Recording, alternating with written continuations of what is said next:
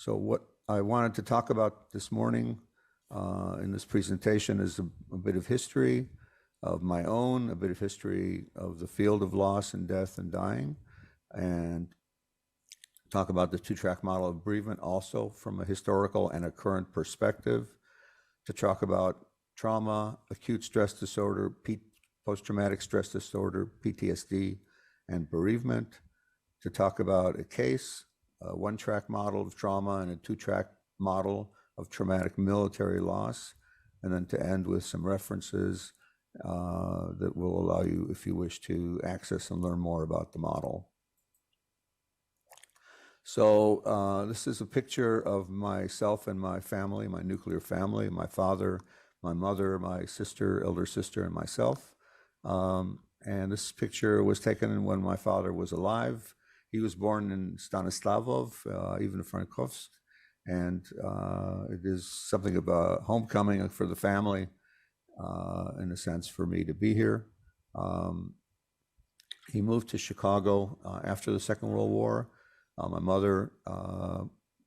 together with my mother and my sister, was born in the United States, as I was myself.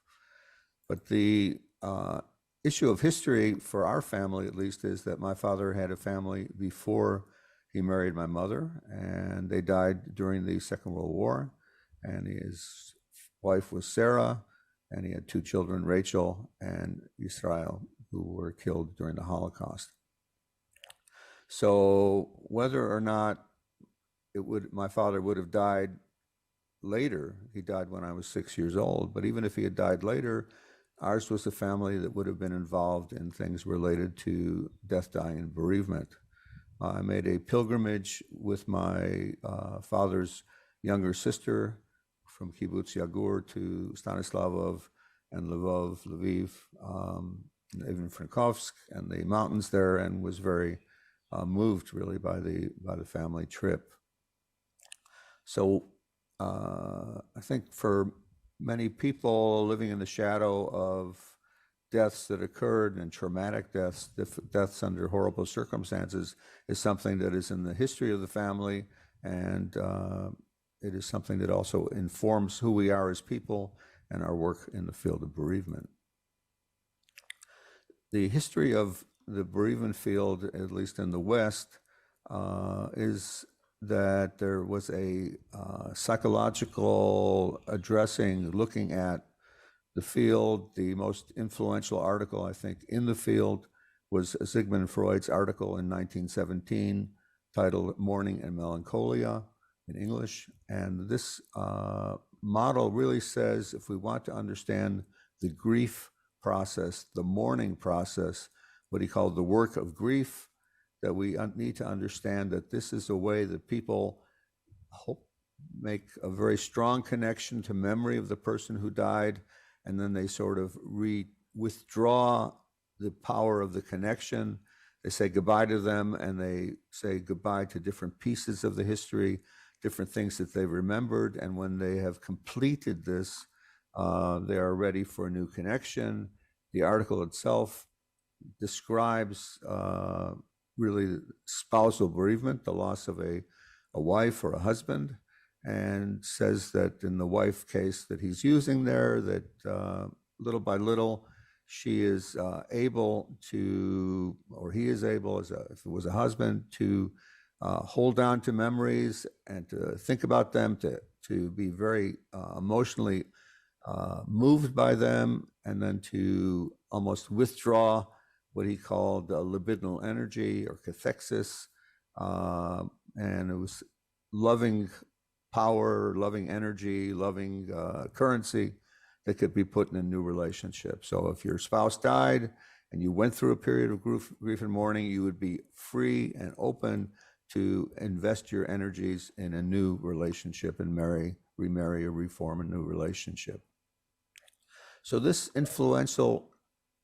description of loss and bereavement really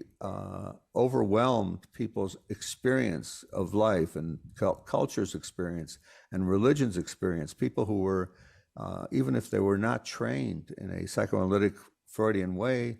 they would think about grief and mourning as the way that people detach themselves, people withdraw emotional energy and open up to be able to forget the person who died and form a new relationship. This is a description of a article in the 1960s where, which is way after Freud had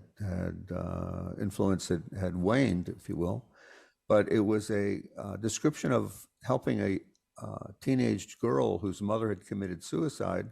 and the idea was to help her understand that there was nobody there, that in the grave there was just skin, bones, and things that were deteriorating. And the idea was to help her move away from thinking about her mother,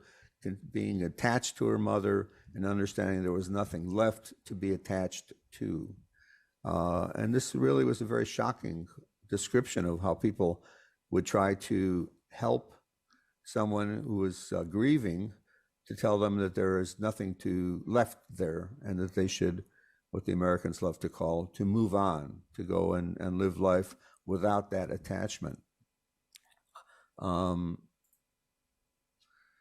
this influence of ideas that we need to move on, we need to detach from relationships to people we care about, had a strong, very strong influence in the literature. William Worden's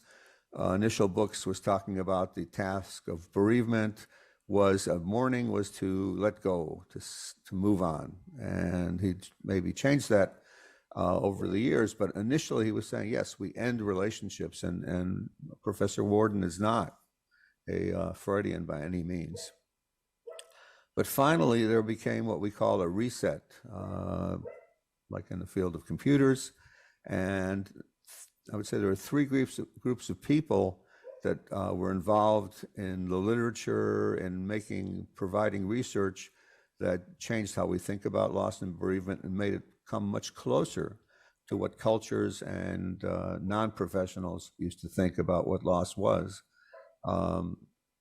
Those were people who were studying children who lost their parents to death, parents who lost their children to death,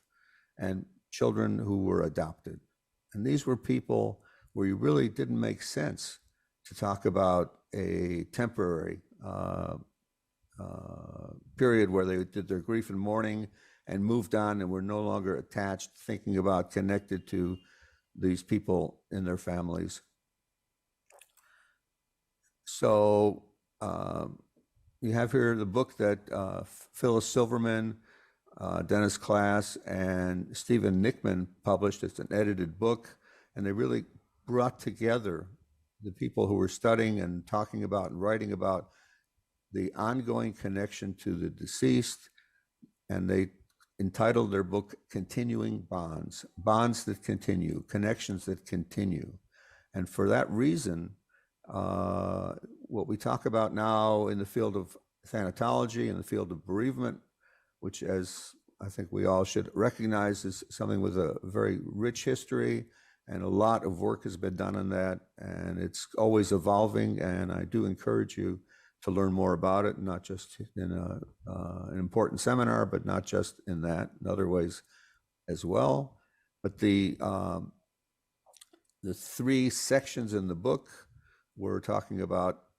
parents who lost children, and I have a chapter in there, and Dennis Class has a chapter in there, children who lost parents, and Professor Silverman and many colleagues are describing that, also Professor Worden. And then there is the articles by people who were adopted and what their quest looking for, their parents who they have never met, and how important it was for them to connect even in the absence of a history with them. And it's true also for children who are born after their father or mother have died, that connection to the thinking about who the parent was and wanting to be connected to who the parent was is very powerful.